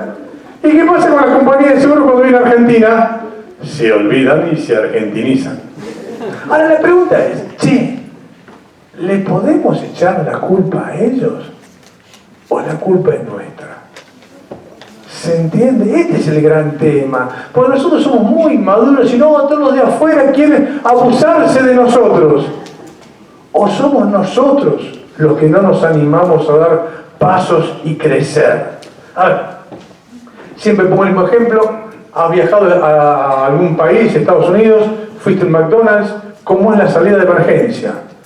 Salen 8 elefantes bailando un vals en la salida de emergencia. ¿Cómo son las salidas de emergencia de McDonald's en Argentina? Para enanito chiquitito y tenés que salir arrastrándote. Pregunta, ¿la culpa del payaso Ronald McDonald's o la culpa es nuestra? ¿Se entiende? Y este es el gran tema, la aplicación de los daños punitivos. Esto hace que las compañías de seguros paguen en tiempo y forma. O si no, te voy a poner un ejemplo que ustedes lo conocen y lo padecen más que yo. Suponete que vos tenés un juicio de 100.000 pesos y vos sos un abogado de una compañía de seguros no seria. A ver, aclaremos. Yo todo esto que estoy hablando son de las compañías de seguros que no son serias. Porque la compañía de seguros, cuando te paga el siniestro, no viene un cliente a decirte, doctor, que vengo a avisarle que me pagaron el siniestro. No, a vos te van a avisar cuando no te lo pagaron. Las que pagan, cumplen. No hay nada de malo con ellas. Estamos hablando de las que no cumplen. ¿Y qué pasa con las compañías de seguros que no son serias en la provincia de Buenos Aires? Si vos sos el corresponsable de la compañía de seguros, llamás y dices, señores, tiene razón la víctima, paguemos los 100.000 pesos. Si te toca una compañía de seguros que no es seria, que te dicen, doctor, no paguemos. Pero vamos a ganar, vamos a perder. No, vamos a ganar igual. Pero ¿cómo ganar si la sentencia va a ser en contra? No importa la sentencia. ¿Por qué? ¿Qué te dice el gerente de finanzas? Le pido un solo favorcito chiquito, ¿no? Muy importante. Pateame el juicio lo más que puedas. Entonces, ¿qué tasa se aplica en la provincia de Buenos Aires? Pasiva. Entonces, te dice, llevamos los 10 años. Después de 10 años, la tasa pasiva te da 103.000 pesos. O por ahí. El gerente financiero, la plata, los 100.000 pesos, ¿la puso en una cajita de zapatos? No, compró Lelic, Lelac, Leluc. Y entonces después de mucho tiempo al tipo le das 300 lucas. Esto que es spread es la diferencia financiera donde gana la compañía de seguros a costa de quién, adivina. Te doy 108 oportunidades. ¿Se entiende? ¿Se comprende? No es tan difícil, no es tan complicado. Si vos agarrás un balance de una compañía de seguros, el resultado técnico, es decir, lo que cobran de prima versus lo que pagan de siniestros, negativo. Uy, pobre compañía de seguros. Da vuelta a la hoja, resultado financiero. ¡Pum! Lucecitas de colores. ¿Y qué es eso? Toda la plata que han trabajado estos tipos a costa tuya. Sin ninguna duda. Sin ninguna. La próxima charla vamos a hablar del tema de la actualización de la suma asegurada. ¡Ay, qué pretende usted de mí! ¿Qué quiere hacer? ¿Se va a caer el mundo del seguro? ¡Mentira! Nos corren con la vaina, es verso. Siempre en Argentina se actualizó la suma asegurada sin ningún tipo de problema. Hasta que llegó Cavallo y a partir de ahí todo el mundo se olvidó del pasado. Pero la realidad es que la propia Corte Suprema Argentina aceptaba la actualización de la suma asegurada. Y ahora se olvidaron en el fallo Flores. ¿Pero que vos no te recordás lo que pasaba antes? No se acuerdan. Esto es lo que tenemos que ver, mis amigos. No nos creamos lo que nos dicen que es una cosa sola. No. El derecho se puede interpretar de distintas maneras. Y la cuestión de los daños punitivos, en rigor de verdad, es la madre de todas las batallas. ¿Por qué? Porque en rigor de verdad, esto Es el motivo por el cual las compañías de seguros pagan en tiempo propio en el extranjero. Hay un libro de William Chernoff en Estados Unidos que se llama ¿Cómo hacer cuando una compañía de seguros no paga y qué hacer para que paguen? Son 6 leading cases de cómo un tipo que le tiene que pagar, por ejemplo, una mensualidad de $100, un día el gerente dice, no, por $100 ya, no le pago más. Daño positivo, $2 millones. Claro, exactamente. Sí, esto viene desde siempre. A ver, ¿usted recuerda el caso del Ford Pinto? Conocidísimo. A ver, es muy fácil. ¿Recuerdan el caso del Ford Pinto? ¿Lo conocen o...? La Ford sacó un auto en la década del 60 muy barato y resulta que cuando va a salir a la venta el gerente de producción dice, che hermano, este auto explota. Oh, mucho desastre. Oh, qué bacana. Y decime, ¿cuánto sale arreglarlo? Y es arreglarlo, esto sale $120 millones. Década del 60, multiplicarlo por 20. Entonces Henry Ford corta, llama al actual y dice, che negro, si yo saco un auto explotador, ¿cuánta gente se muere? Tanta gente. Oh, qué lo parió. Corta. Llama Departamento de Aves Negras, digo, de legales. Che, si se me muere tanta gente, ¿cuánto pagaremos de indemnización? Hace el cálculo. $100 millones. Te doy 108 oportunidades para que me digas qué hizo Henry Ford tercero. Hola. Ponen acá un botiquín, algodoncito y pancután y sacamos vendiendo los autos. Y el negocio era redondo. ¿Por qué? ¿Recuerdan lo que dijimos antes? ¿Se hay derecho a dañar? Si el daño es reparable, ¿yo qué problema tengo, hermano? Te quemaste, van a entender un poquito, pero no importa. Yo pago, y así empezaron a pagar en todos lados, hasta que llegan a California. En California, donde hay muchos jueces que ellos los llaman herejes, se dio el caso Grimshaw. Grimshaw en un matrimonio, jovencito con un nene de 14 años, lo chocan de atrás, el auto explota y el nene queda cuadripléjico. Bueno, llega la abuela de la Ford y dice, a ver, ¿dónde está el muertito? No, acá no hay muerto, el nene es cuadripléjico. No vamos a discriminar. Acá damos cuenta que está muerto, yo te voy a pagar igual. ¿Cuántos han muerto acá? 2 palitos verdes. Toma, estoy 2 palos verdes. Y el juez le dice, pero pará, ¿puede ser que yo haya visto que los autos Ford Pinto explotan mucho? No. Es la Corpo que dice eso, no debe ser Manieto, algo así, no somos nosotros. Se hizo el estudio, en Estados Unidos, si a vos te piden documentación y vos no la acompañas, te echan de la barra de abogados. Entonces el juez dijo, dame todos los estudios previos del Ford Pinto. El tipo empezó a estudiar y dice, acá tenés una reserva por futuros juicios. Sí, porque son muy previsores. Y acá dice lo que va a pasar, que el auto puede explotar. Sí, a veces hace ruidito. Ok, no tengo problema. Vos vas a pagar $2 millones de daño compensatorio más 120 palos de daño punitivo. $122 millones. Preguntame qué hizo al día siguiente la Ford. Recall. Retiró del mercado el Ford Pinto porque ya no era un análisis económico del derecho válido porque perdían plata. Exactamente lo mismo pasa con las compañías de seguros. O si no, el otro de daño punitivo, también yankee, el caso Exxon Valdez. Exxon Valdez, también muy conocido, el daño ambiental más grande de la historia de Estados Unidos. La Exxon tenía que transportar petróleo y no había más barcos. Entonces dicen, el gerente de operación le dice a su gente, consígueme un barco, pero no hay, consígueme, pero tiene que ser doble fondo, pues tiene doble fondo por si se pincha, que no quede el petróleo. Dice, conseguí sin doble fondo, no importa, pero es ilegal. No, tráemelo igual, y tráeme la tripulación, no hay, tráeme alguno, no hay. Bueno, llámalo a Hasselwood. ¿Quién era Hasselwood? Hasselwood era un capitán de la Exxon que lo habían echado 6 meses antes por borracho. Hasselwood era borracho pero coherente. Agarró el barco, lo llevó a Alaska, borracho, y produjo el daño ambiental más grande de la historia. ¿Qué hicieron? Le aplicaron daño punitivo, creo que eran $500 millones a la Exxon. Pregúntame cómo transporta petróleo ahora. 3 delfines, 8 helicópteros, sin comprar rana, no quieren más problemas. Es decir, ¿qué hicieron? Esto es para efectos disuasorios, para que vos te des cuenta que no es negocio incumplir.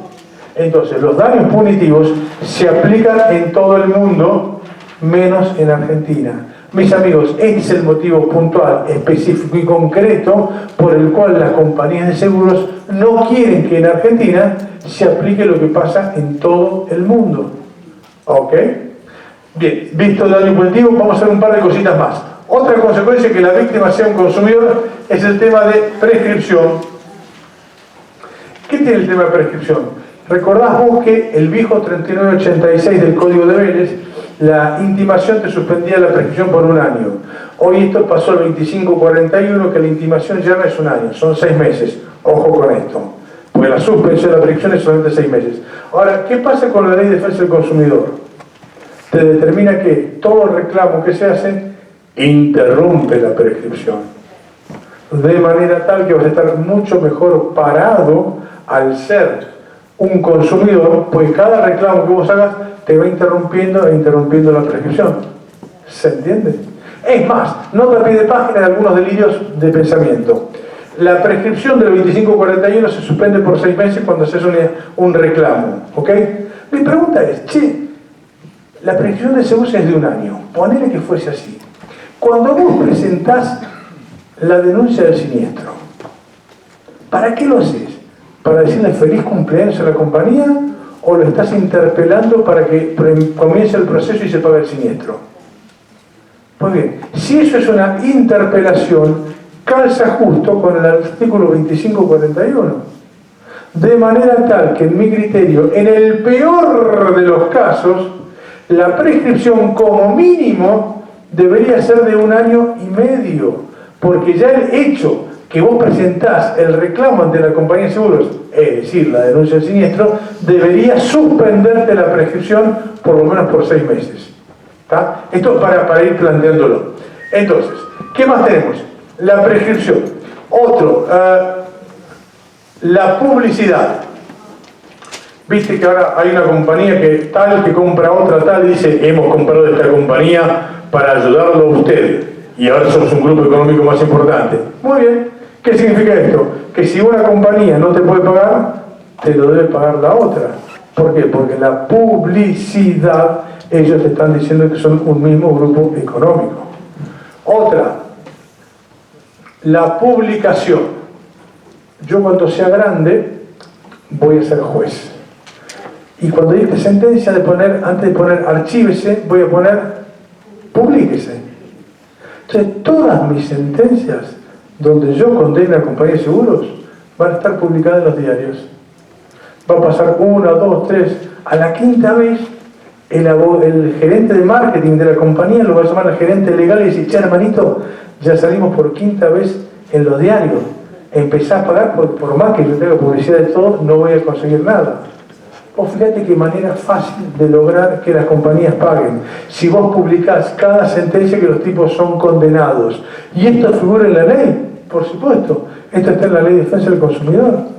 Que el juez puede ordenar la publicación. ¿Se entiende? ¿Qué otra tenemos? El tema de la solidaridad. ¿Qué implica la solidaridad? El artículo 40 de la Ley de Defensa del Consumidor. Recuerdan ustedes que cuando vimos el tema de cómo son los gráficos, en la cuestión de el piso mínimo y cuando la ley te mejora. ¿La realidad cuál es? ¿Cuál es el principio general del Código Civil? Las obligaciones simplemente mancomunadas. En cambio, la Ley de Defensa del Consumidor, ¿cuál es el principio general? La solidaridad. ¿Entiende? Acá tenés un piso superior que te mejora el piso mínimo del Código Civil. Entonces, cuando tengamos acá y veamos que la víctima es un consumidor, válidamente podemos aplicar la solidaridad.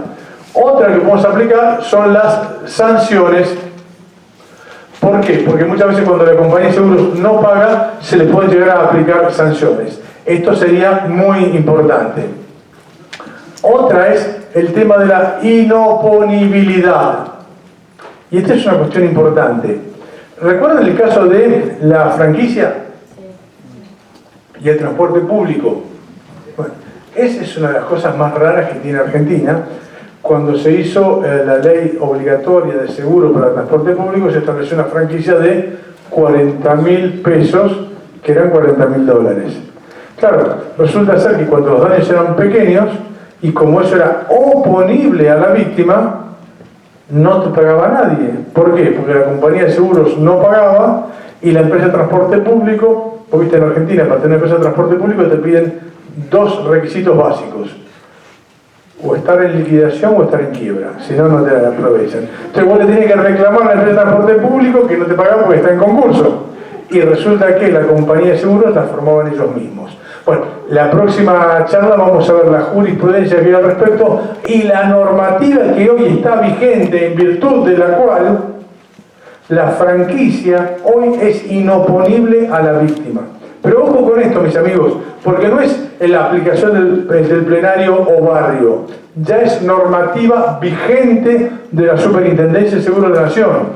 Y lo importante que es, artículo 7 del Código Civil. ¿Qué habla del 7 del Código Civil? De la aplicación del Código Viejo o del Código Nuevo. El artículo 7 que te dice: en todo aquello que sea una aplicación en favor del consumidor, se aplica la normativa del Código Civil y Comercial Nuevo. Mi pregunta es, si se aplica el Código Civil Nuevo y resulta que usted es un juicio viejo con franquicia, pero hay una normativa que te dice que hoy la franquicia es inoponible, en virtud del artículo 7, por analogía, creo yo que se puede aplicar esta normativa de la Superintendencia que determina la inoponibilidad frente a la víctima. ¿Está? Entonces, mis amigos, ya va siendo la hora para ir cerrando. La realidad es que tenemos muchísimas cuestiones en favor de la víctima. Lo tenemos que ver, lo tenemos que analizar. Vamos a ver que ya hay mucha jurisprudencia que de a poquito se va abriendo camino. Pero hay una cosa que es fundamental de estrategia. No podemos esperar que por el principio iura novit curia los jueces sean los responsables de aplicar todo esto. Muchachos, también tenemos nuestra cuota de responsabilidad. Y si lo pide uno, no le van a dar bolilla, dos no le van a dar bolilla. Ahora, si lo piden 50, y creo que la cuestión va a cambiar. La realidad es que hoy tenemos mucha normativa para proteger a la víctima, depende de nosotros. Muchas gracias, muy amable.